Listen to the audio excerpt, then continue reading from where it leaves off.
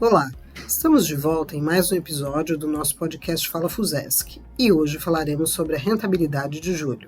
Eu sou a Carolina, assessora de comunicação da entidade, e estão aqui comigo o Cadu, diretor financeiro e administrativo, e Fausto, gerente de investimentos.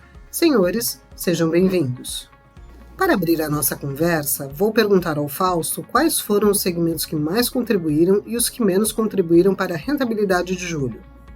Olá, Carol e ouvintes do Fala Fusesc. Em julho, os segmentos que mais contribuíram para a rentabilidade foi pela ordem o segmento de renda variável, em virtude de uma subida da Bolsa de Valores do índice Bovespa de mais ou menos 3%.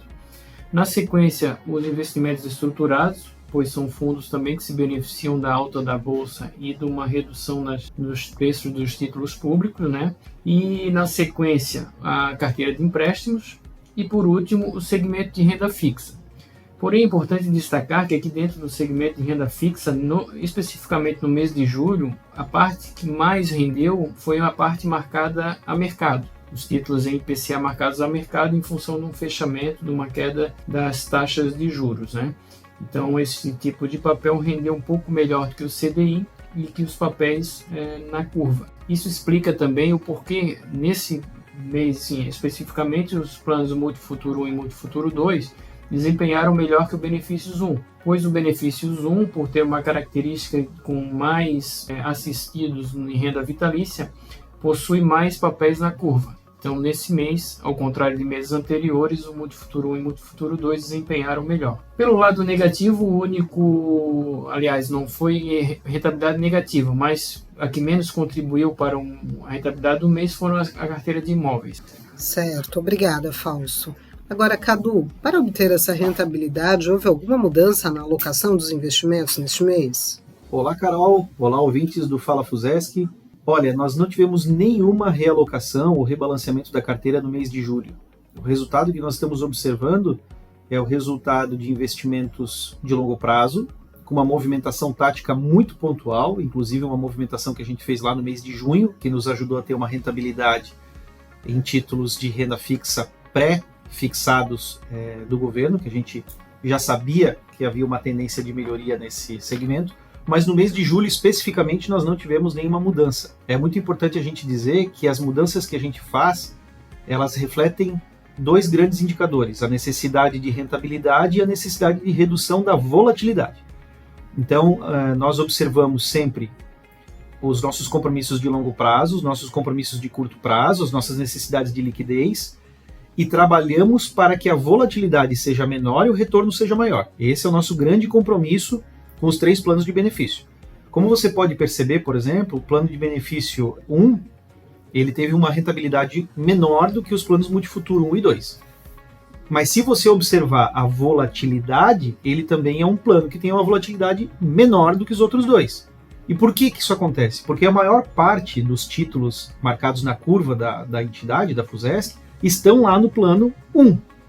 Nós conseguimos fazer compras no passado, pré-2021, que nos garantiu fazer uma marcação na curva, o que faz com que a gente tenha menos volatilidade. A posição lá marcada na curva é de 60% de toda a carteira. Quando a gente olha o Multifuturo 1 e o Multifuturo 2, a gente está falando de 35% marcado na curva nesses dois planos. Isso faz com que os títulos marcados a mercado tenham uma posição maior para esses dois planos. E o que nós percebemos no mês de julho? Esses títulos marcados a mercado tiveram um excelente desempenho, porque a taxa de juros dos títulos dessa categoria tiveram um fechamento no mercado e nos trouxeram benefício. Nós já conversamos sobre marcação a mercado no nosso videocast, a gente falou sobre marcação a mercado no último podcast, e o que nós estamos falando agora, para eu não ser redundante, os efeitos da marcação a mercado foram favoráveis para os planos Multifuturo 1 e Multifuturo 2, porque a gente sabe que o título de renda fixa pode variar para cima ou para baixo, mas ele vai chegar no destino.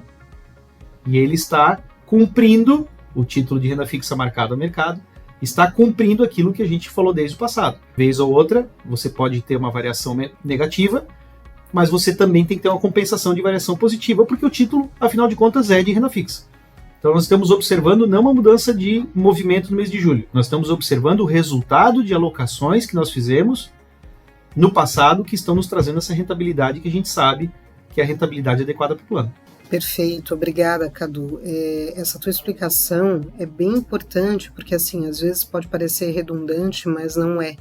No momento que a gente vai acompanhando todas as informações ao longo dos podcasts, isso vai dando mais conhecimento e trazendo mais consistência para as informações. Então, fica mais fácil, talvez, para as pessoas entenderem o que acontece no longo prazo e não só pontualmente, né, mês a mês.